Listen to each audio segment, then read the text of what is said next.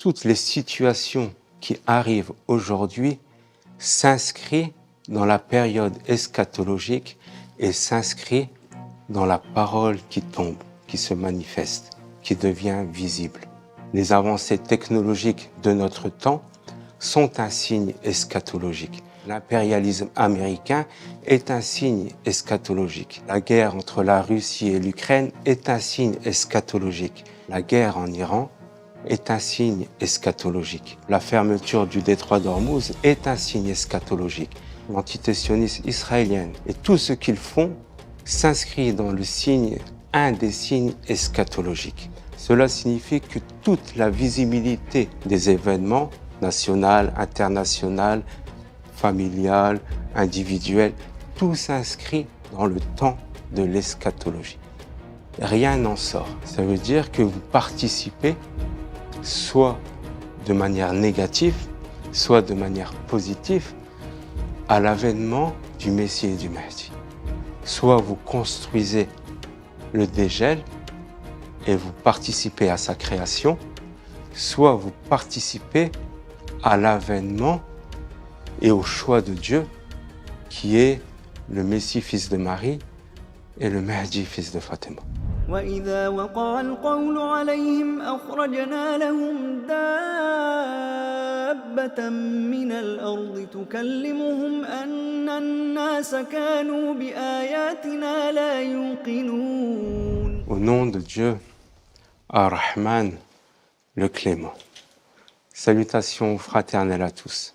La semaine dernière, et aussi il y a 2 semaines, nous avons parlé du verset « Lorsque la parole tombera, nous ferons sortir une bête issue de la terre ». Et nous avons identifié la parole qui tombe comme étant le temps de l'eschatologie, l'ère eschatologique qui amène la fin d'une humanité vers quelque chose que Dieu a réservé pour la fin.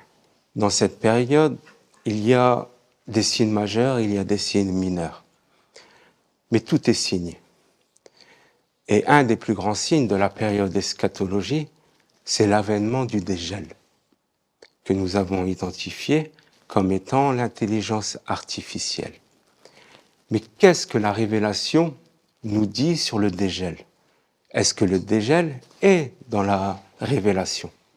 Et si elle est dans la révélation, quel est le vocabulaire coranique que Dieu emploie pour qualifier le dégel? Et quelles sont les caractéristiques, la nature, la manière d'être du dégel? Le dégel, le mot dégel n'est pas dans la révélation. Mais Dieu emploie un autre mot qui qualifie ce qu'est le dégel, qui identifie ce qu'est le dégel. Il emploie le terme Gesed. Pourquoi nous disons que le Gesed, c'est le dégel et que le dégel, c'est l'intelligence artificielle? Dieu nous parle du Gesed dans 4 versets dans la Révélation.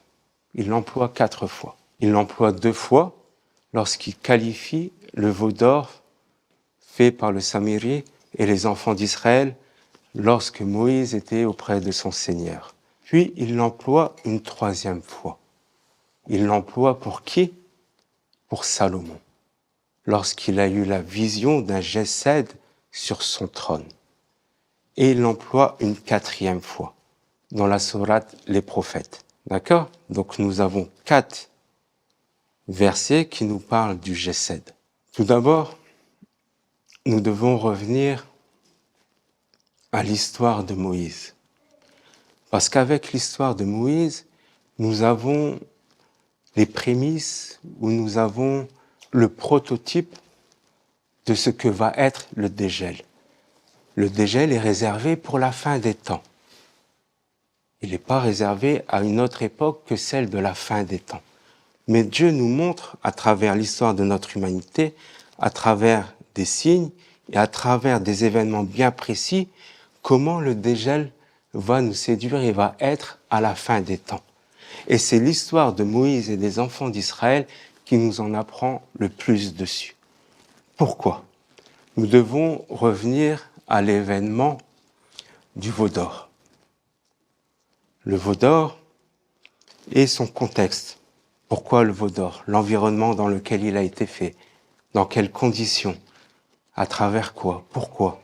Et tout l'environnement dans lequel le veau d'or s'est fait, que Dieu qualifie ce veau d'or de Gesed, nous comprenons ce que va être le Gesed à la fin de notre humanité, dans la période eschatologique. C'est comme si c'était une fractale de ce que va être le Gesed à la fin des temps. Un peuple martyrisé, rendu esclave, libéré par la permission de Dieu à travers un prophète bien-aimé, Moïse et son frère Aaron, sorti du royaume de Pharaon, un royaume idolâtre, et qui est amené vers une terre promise par Dieu. Moïse étant le prophète salvateur, ça veut dire celui qui va ramener la paix, la sérénité, la construction d'un monde pour les enfants d'Israël à cette communauté, selon les préceptes divins. Pour cela, il a rendez-vous. Un rendez-vous, où ça? Au mont Sinaï, avec Dieu, pour leur donner la structure nécessaire ou la porte pour rentrer dans Beled el-Emin, pour rentrer dans la terre promise. Donc ce peuple, il sort avec tous les miracles, les prodiges qui ont été faits par Dieu à travers Moïse. Ils sortent et ils arrivent au pied du mont Sinaï. Le pied du mont Sinaï, je le répète, nous l'avons dit plusieurs fois, Jebel el-Luz, le mont Sinaï en Arabie Saoudite. C'est important de le comprendre. Pas le mont Sinaï qu'ils ont identifié en Égypte, à Sainte-Catherine, mais celui d'Arabie Saoudite. Il suffit de faire quelques recherches historiques ou archéologiques pour voir où est-ce qu'il se situe. Donc nous avons ce peuple qui arrive au mont Sinaï, à Jebel el-Luz, et qui est dans l'attente, une attente, pour rentrer dans Beled el-Emin, dans l'attente d'une terre promise, un peuple unifié autour d'un prophète divin qui reçoit la parole de Dieu et qui est un intermédiaire entre le peuple et Dieu pour la construction d'une cité parfaite pour rentrer dans Beled el-Emin. Et qu'est-ce que Dieu y fait? Dieu les met en attente. Il leur dit « patientez ». Moïse part vers son Seigneur. Et qu'est-ce que Dieu lui dit lorsque Moïse va vers son Seigneur? La première des choses qu'il lui dit, il lui dit « Pourquoi te hâtes-tu? Pourquoi te précipites-tu » Donc, dans la réalisation, il ne doit pas y avoir de précipitation. Il doit avoir patience, endurance et le temps que Dieu a décidé pour l'avènement de Beled el-Emin ou de la cité parfaite ou de la terre promise. Un temps que Dieu lui réserve, sans qu'il ne doit être précipité. Moïse se précipite, pourquoi? Parce que j'ai laissé mon peuple, ton peuple, les enfants d'Israël, sur mes traces, sur les traces du messager.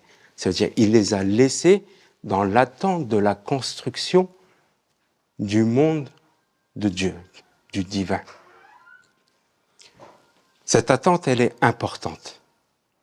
Elle est très importante pour comprendre pourquoi le veau d'or et pour comprendre pourquoi le dégel à la fin des temps. Donc, ces enfants d'Israël, à travers le Samiri, ont été impatients. Ils ont été mis à l'épreuve et ils n'ont pas su patienter. Des 30 jours, Dieu a rajouté 10 à Moïse pour lui dire « patience ». 10 jours en plus, Dieu décide du temps. Pas 30 jours, 40 nuits. Nous avons ici tous les éléments nécessaires pour comprendre l'eschatologie. La première des choses, le Samiri, il prend la terre des traces du messager. Et avec tout l'ornement qu'ils ont, ils construisent le veau d'or et il met la terre dedans. quel événement nous avons qui rejoint l'eschatologie? Premier événement, nous avons une parousie, une occultation, excusez-moi, une occultation d'un prophète, l'occultation de Moïse. Moïse est présent, mais en même temps, il est absent. Il est présent parce qu'il est là, à travers toutes ses paroles, à travers ses discussions, à travers tout ce qu'il a donné au peuple israélien. Mais il est également absent parce qu'il n'est pas là physiquement, il est auprès de Dieu. Aujourd'hui, c'est exactement la même chose. Pour toutes les grandes religions. Pourquoi cette histoire, elle nous parle autant? Elle parle autant aux chrétiens, elle parle autant aux juifs et elle parle autant aux musulmans. Parce que dans cette histoire, nous retrouvons l'histoire d'aujourd'hui. Aujourd'hui, nous sommes tous, que nous soyons chrétiens, que nous soyons juifs ou que nous soyons musulmans, nous sommes tous dans une occultation du prophète, le Messie, et de notre imam, dans l'attente qu'il revienne. Tout comme les Banu Israël à leur époque étaient dans l'attente que Moïse revienne, leur apportant la construction du monde, de l'univers que Dieu a voulu pour l'homme, pour leur apporter la cité parfaite. Tout comme aujourd'hui, nous également, nous sommes dans cette attente. Mais dans cette attente, l'homme n'est pas patient. Donc nous avons à cette époque, l'époque de Moïse, la patience de tout un peuple. Soit ils patientent et Dieu leur donne, leur révèle, leur apporte et ils sortent de l'épreuve avec fermeté, ils sortent grandis de cette épreuve. Soit cette épreuve-là, non pas elle les renforce, mais ils échouent. Soit ils réussissent, soit ils échouent. Qu'est-ce qui montre qu'ils échouent? C'est leur impatience. Alors, qu'est-ce qu'ils font? Ils créent un veau d'or. Un veau d'or. Comment on dit en arabe le veau? Ajel, qui veut dire le veau, mais qui veut dire également se précipiter, hâter, que Dieu hâte. Mais là, ce n'est pas Dieu qui hâte. On ne demande pas que Dieu hâte la venue de lui-même, par exemple. C'est nous qui voulons hâter la venue. Et nous construisons quelque chose qui n'a pas à être construit. Nous construisons quoi? Un veau d'or. Un veau d'or, un gesed. Un gesed qui fait quoi? À l'époque de Moïse, il ne parle pas. Il mugit. Parce que nous sommes dans les prémices de ce que va être le gesed. Mais le gesed de Moïse nous donne une indication de ce que va être le gesed de la fin des temps. Les Banu Israël étaient, à l'époque de Moïse, un peuple qui attendait l'avènement de Moïse, de quelqu'un qui viendra les sauver. Ils faisaient partie d'un peuple, peuple de Pharaon, ils en étaient esclaves, et le peuple de Pharaon avait beaucoup d'idoles qu'ils adoraient. Par exemple, il y avait l'idole qui était pour l'agriculture, pour que l'agriculture se forme, pour qu'il y ait des bonnes moissons et tout ça. Donc, les agriculteurs, ils allaient vers cette adoration. Les commerçants, ils avaient une autre idole. Par exemple, les femmes, pour avoir beaucoup d'enfants, ils avaient une idole. Dans les sociétés idolâtres, c'était comme ça. Les enfants d'Israël, ils ont fait une idole qui regroupait toutes les idoles. Dans cette idole, ils voyaient, voici le Dieu de Moïse. Ils prenaient pour idole, ça veut dire tout ce qu'ils avaient d'espoir dans ce monde, ils le prenaient, ils l'adoraient dans cette optique-là. Alors que cela n'a rien à voir avec le Dieu de Moïse. Le Dieu de Moïse est un Dieu éternel, au-dessus de toute chose, créateur de toute chose, c'est notre Dieu. Rien à voir avec une idole, rien à voir avec l'espoir de quelque chose. Mais c'est important de le comprendre parce qu'aujourd'hui, ce gesed, il est la totalité de l'espoir dans ce que nous désirons chacun. L'agriculteur, il va prendre l'intelligence artificielle, le G7 de notre époque, pour leur apporter quelque chose. Celui qui veut se faire beaucoup d'argent, il va prendre celui qui... etc., etc. L'idolâtrie à un point où tout est unifié dans cette idolâtrie de l'intelligence artificielle. C'est à elle qu'on pose nos espoirs, c'est à elle qu'on demande, c'est elle qu'on écoute, c'est elle que sa parole devient parole de vérité. Alors que l'histoire de Moïse et des enfants d'Israël nous montre le contraire. Donc aujourd'hui, nous avons cette idole, ce veau d'or, ce G7 qui prend une forme non plus pour un environnement particulier, mais pour un environnement mondial, universel. Vous comprenez?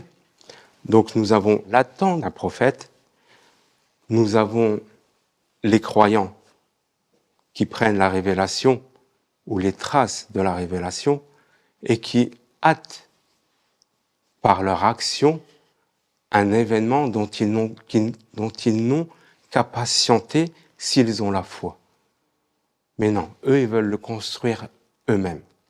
Ça veut dire que vous participez soit de manière négative, soit de manière positive à l'avènement du Messie et du Mahdi. Soit vous construisez le dégel et vous participez à sa création, soit vous participez à l'avènement et au choix de Dieu qui est le Messie fils de Marie et le Mahdi fils de Fatima. Donc il n'y a aucune inaction possible.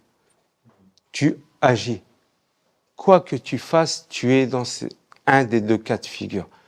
Soit tu nourris la bête, soit tu nourris le dégel, soit tu nourris Gog et Magog, tu les laisses te pénétrer et tu les fais sortir de toi pour atteindre une autre personne, soit non, tu agis dans l'espoir d'agir selon la volonté de Dieu et d'amener le monde participer, pas amener, participer à l'avènement du Messie, fils de Marie, et du Mahdi.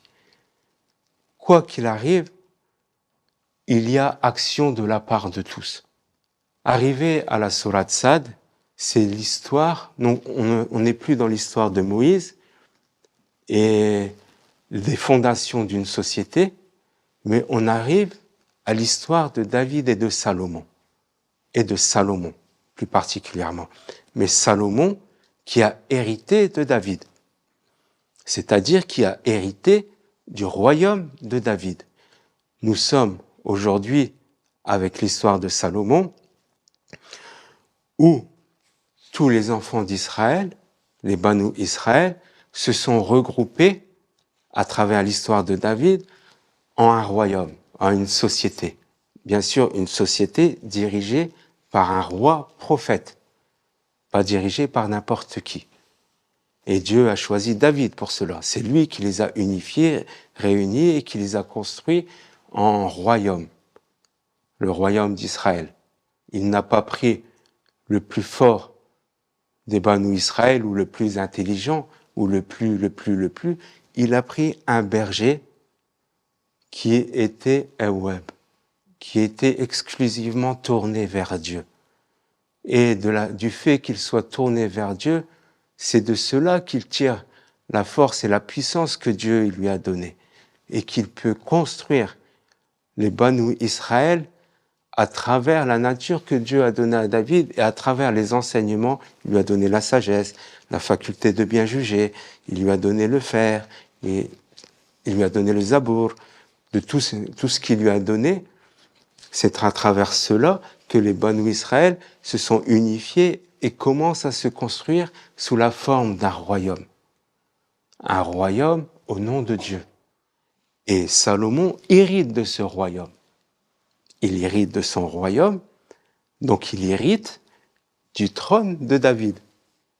Il est le suzerain, le roi des Banu Israël, lorsque cet événement majeur important à comprendre aujourd'hui pour nous, qui nous parle du Gesed, lui arrive, où il voit, où il a une vision d'un Gesed sur son trône. Gesed, un corps sans âme. Il y en a qui le traduisent un corps sans vie. Il y en a qui le comprennent comme un mort sur son trône. Mais avec l'histoire du veau d'or, on voit pas que c'est un corps mort. On voit que c'est autre chose. Mais qu'est-ce qu'il a vu alors sur son trône? Qu'est-ce qui lui a fait peur? Lui qui est le roi, lui qui a unifié, lui qui a hérité. Qu'est-ce qui est sur son trône qui lui fait aussi peur? Dieu lui donne une vision de l'ère eschatologique, de ce qui va arriver dans les temps eschatologiques. Toute la sourate Sad nous parle de l'eschatologie. Et ce moment-là, précis, fait partie de la vision eschatologique que nous apporte la sourate Sad. Donc, Salomon, il voit un Gesed sur son trône. Un Gesed qui est un robot, une intelligence artificielle, un corps sans âme. Il n'y a pas d'âme dans le Gesed. Le Gesed n'a pas d'âme. C'est l'intelligence artificielle. C'est un corps où l'intelligence artificielle agit, mais sans âme. Donc lorsque nous comprenons cela, nous comprenons qu'il a une vision de l'eschatologie. Il a une vision de ce qui va arriver à la fin des temps. Ce n'est pas anodin que ce corps sans âme est sur son trône. Être sur un trône signifie diriger, signifie celui qui a la royauté, l'autorité, celui qui règne. Cela signifie qu'à la fin des temps, c'est un corps sans âme qui va régner sur notre humanité. C'est un signe pour nous, les gens de la fin des temps, que nous devons comprendre. C'est pour cela que nous disons que ce corps sans âme, c'est l'intelligence artificielle. Car aujourd'hui, celui qui est amené à régner sur notre monde, c'est l'intelligence artificielle. C'est elle qui prendra les rênes de notre monde et de notre humanité. C'est elle qui aura tout l'espoir de notre humanité dans le désir de nos âmes. Celui qui désire les jouissances de ce monde, il se tournera vers cette intelligence artificielle pour qu'elle lui donne. Celui qui désire un savoir, il se tournera vers l'intelligence artificielle qui lui donnera. Celui qui désire avoir des bonnes récoltes, il se tournera vers l'intelligence artificielle qui lui donnera les moyens d'avoir de bonnes récoltes. Celui qui désire, etc., etc., etc. Donc l'histoire de Salomon, elle nous montre que l'intelligence artificielle, que ce corps sans âme, ce Gesed, va prendre la gouvernance mondiale à la fin des temps. Pourquoi elle prend la gouvernance mondiale? Parce qu'ils sont impatients, parce qu'ils ne peuvent pas attendre la volonté de Dieu. Et ils veulent faire de leur propre volonté ce que Dieu veut faire. Ils ne veulent pas d'aucune manière patienter, endurer. Car la patience, l'endurance, elle nous montre ce qu'est la foi. Ils n'ont pas de foi. Pourquoi ils n'ont pas de foi? Parce qu'ils veulent, par eux-mêmes, avec leur moi, faire construire le dégel et non pas attendre de Dieu. Et lorsque Moïse retourna à son peuple, fâché, attristé, il dit, « Vous avez très mal agi pendant mon absence. Avez-vous voulu hâter? Avez-vous voulu précipiter les commandements de Dieu? » Et aujourd'hui, nous sommes là. Nous voyons qu'ils veulent construire leur dégel, leur faux messie. Ils sont impatients et ils construisent, les Américains, le sionisme évangéliste. les évangélistes, les sionistes et d'autres, ils ne veulent pas que cela vienne de Dieu, mais ils veulent le faire par eux. Tout comme les enfants d'Israël voulaient leur veau d'or, leur construct. Ils voulaient un Dieu apparent, alors que Dieu est tout sauf un veau d'or. Et aujourd'hui, nous en sommes là. Mais c'est pas fini. Il y a un 4e verset pour vous dire que le Gesed, le corps sans âme, le dégel, est tout sauf un prophète. Mais pourtant, il va vouloir se faire passer pour un prophète. Et nous n'en avons pas fait des corps qui ne consommaient pas de nourriture et ils n'étaient pas éternels. Pourquoi Dieu nous dit ça dans la sourate Les Prophètes? Pourquoi il nous parle du Gesed dans la sourate Les Prophètes? Et pourquoi il nous avertit? Parce qu'il nous donne là un indice de ce que c'est qu'un corps sans âme. C'est un corps qui ne se nourrit pas comme l'homme se nourrit. Et qui n'est pas éternel, mais qu'il se pense éternel en comparaison avec l'homme. Hein?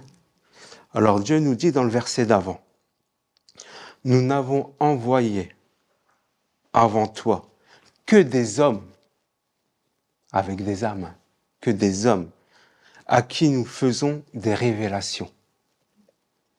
Demandez donc aux érudits du livre si vous ne savez pas. » Donc Dieu envoie que des hommes comme prophètes, comme envoyés, qui donnent une révélation, une guidance, un livre pour les diriger. Cela signifie, comme vous le voyez là à travers ces 2 versets, que c'est à travers l'homme que la révélation se fait. Et ce n'est pas d'aucune manière à travers l'intelligence artificielle, à travers le Gesed ou à travers le dégel. Mais eux, ils veulent faire du dégel, du corps sans âme, du Gesed, un être qui révèle à l'homme sa nature. Sa nature. C'est un sujet que nous traiterons plus tard, mais qui est une importance capitale pour comprendre comment le Gesed, ou le corps sans âme, ou le dégel, ou le faux messie, nous séduit tous. Et le verset d'après, « Puis nous réalisâmes la promesse. Nous les sauvâmes avec ceux que nous voulûmes et nous fîmes périr les outranciers. » Voilà la finalité du dégel, un tamissage de notre humanité. Tout cela pour vous dire, mes frères, mes sœurs, que nous sommes dans les temps eschatologiques, que Dieu nous parle à travers la révélation. Et dans ces temps eschatologiques, la révélation, elle prend une forme, une dimension, une manifestation qu'elle n'a pas pris à travers les autres temps. Parce que nous sommes dans les temps eschatologiques. Pas parce que nous sommes plus intelligents, pas parce que nous méritons une meilleure révélation ou une meilleure manifestation de la révélation, pas parce que nous sommes meilleurs que nos prédécesseurs. Non, tout simplement parce que Dieu fait les choses avec misaine et que nous sommes rentrés pleinement dans les temps de l'eschatologie. Et la manifestation des signes eschatologiques à travers la révélation se manifeste de plus en plus, avec de plus en plus de clarté. Elle se manifeste pleinement, car nous sommes dans le temps du plein, de la plénitude, du dévoilement et de tout ce qui en découle et en ressort. Salawat ala Muhammad wa ali Muhammad.